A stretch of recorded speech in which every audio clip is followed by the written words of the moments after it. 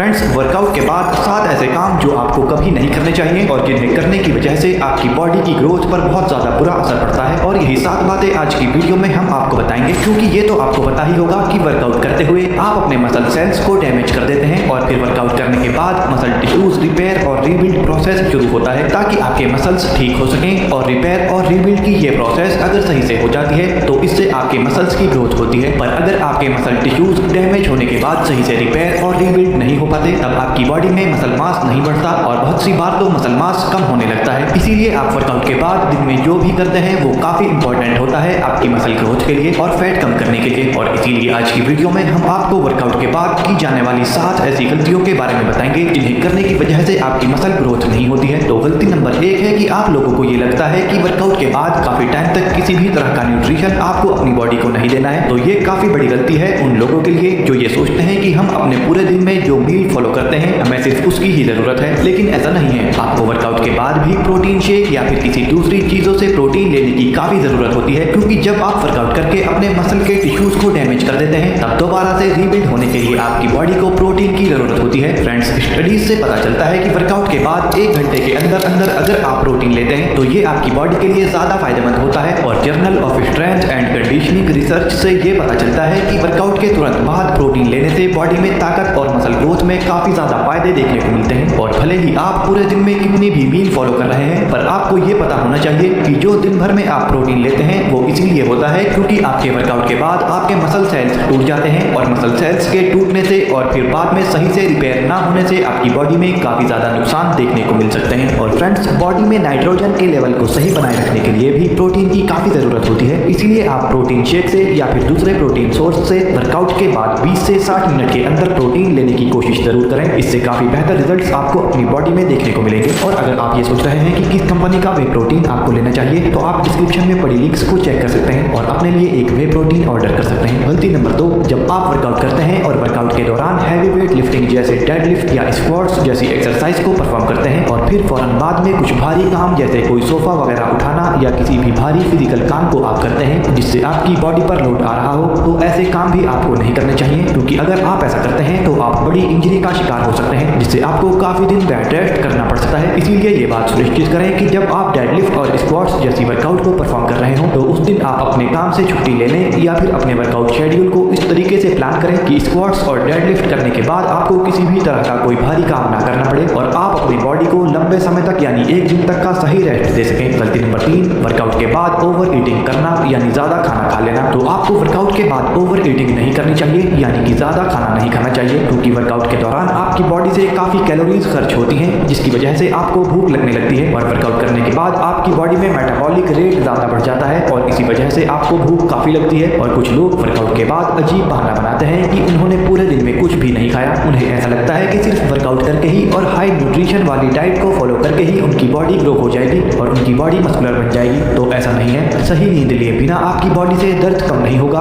और आप थकान महसूस करते रहेंगे और आपकी बॉडी में इंजरी होने का खतरा बढ़ जाएगा और आपके मसल टिश्यूज सही से रिकवर और रीबिल्ड भी नहीं होंगे। तो आपको ये पता होना काफी जरूरी है कि जब आप रात में सोते हैं तब आपकी ज्यादातर मसल्स की रिपेयरिंग होती है और मसल्स ग्रोथ होती है। और ऐसा जब होता है जब आपका शरीर हार्मोन छोड़ता है। एग्जाम्पल के लिए, अगर आप पूरी नींद अच्छे से सो रहे होते हैं तो ही ह्यूमन ग्रोथ हार्मोन यानी कि HGH हार्मोन ज्यादा मात्रा में आपके शरीर में डेवलप होते हैं जो आपकी पूरी बॉडी में मसल्स को रिपेयर करते हैं और हेल्दी रहने में आपकी मदद करते हैं। और अगर आप सही मात्रा में नींद नहीं लेंगे तो आपकी बॉडी में HGH हार्मोन ज्यादा प्रोड्यूस नहीं होगा, जिससे कि आपकी मसल ग्रोथ ज्यादा अच्छे से नहीं होगी, क्योंकि जब आप सोते हैं तो मसल्स ग्लाइकोजन के अंदर जाता है। और इसके अलावा एक और वजह है कि प्रॉपर स्लीप नहीं लेने की वजह से वर्कआउट परफॉर्मेंस आपकी बेकार हो जाती है और आप कमजोर महसूस करने लगते हैं। और हमारे पास काफी स्टडीज भी हैं जो दिखाती हैं कि एक सही नींद नहीं लेने की वजह से आपकी बॉडी में टेस्टोस्टेरोन लेवल में कमी आ जाती है। एग्जाम्पल के लिए, एक रिसर्च से पता चलता है कि मेल बॉडी में सही नींद ना लेने की वजह से टेस्टोस्टेरोन लेवल में 60% तक कमी आ जाती है और ये कमी उनकी बॉडी में आती है जो 8 घंटे के बजाय 4 घंटे की नींद ही लेते हैं। इसीलिए रात में 7 से 8 घंटे की नींद लेने की कोशिश आपको करनी चाहिए। ये फ्यूचर में ज्यादा हैवी वेट लिफ्टिंग वाली एक्सरसाइजेज में भी आपकी मदद करेगा।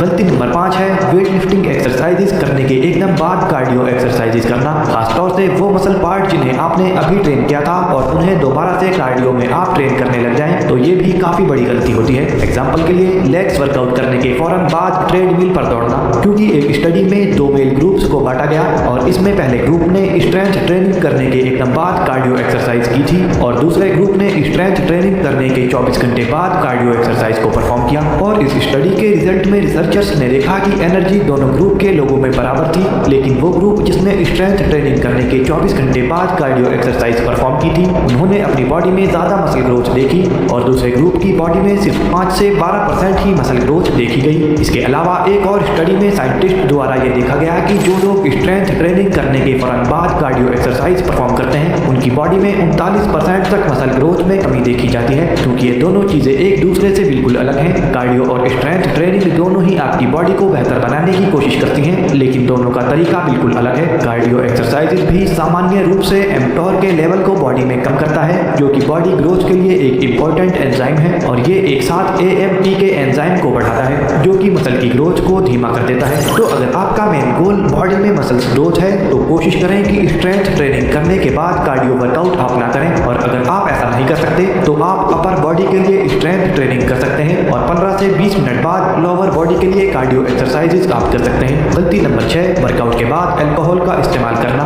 अल्कोहल मसल ग्रोथ के लिए बिल्कुल भी ठीक नहीं है और अल्कोहल की वजह से शरीर में फैट परसेंटेज भी बढ़ जाता है, पर अल्कोहल का इस्तेमाल वर्कआउट के बाद सबसे बुरा होता है। एग्जाम्पल के लिए एक स्टडी में ये देखा गया कि कुछ लोगों ने वर्कआउट के बाद प्रोटीन को दूध के साथ लिया और कुछ लोगों ने प्रोटीन को अल्कोहल के साथ इस्तेमाल किया। तो जिन लोगों ने अल्कोहल के साथ इस्तेमाल किया था, उनकी बॉडी में प्रोटीन सिंथेसिस लेवल डाउन देखा गया और कुछ स्टडीज में ये देखा गया कि अल्कोहल की वजह से मसल ग्रोथ और टेस्टोस्टेरोन लेवल पर भी बुरा असर पड़ा। इसीलिए आप अल्कोहल का इस्तेमाल वर्कआउट के बाद बिल्कुल ना करें। गलती नंबर 7, जो कि काफी बेसिक है और इसका आपकी मसल ग्रोथ से कोई कनेक्शन नहीं है, पर यह काफी जरूरी है कि आप वर्कआउट खत्म होने के बाद सामान को इधर उधर ना फेंकें और डंबल को उनकी रैक्स में लगाएं और बाकी सामान भी आप सही जगह पर रखें, जिससे कि दूसरे लोगों को वर्कआउट करने में कोई प्रॉब्लम ना हो। फ्रेंड्स, उम्मीद है कि आपको आज की हमारी ये इन्फॉर्मेशन अच्छी लगी होगी, तो आप कमेंट करके हमें बताएं कि आपको ये वीडियो कैसी लगी है और इसी तरह की फिटनेस रिलेटेड वीडियोस के लिए आप इस चैनल को सब्सक्राइब जरूर कर लें। Bye friends, take care.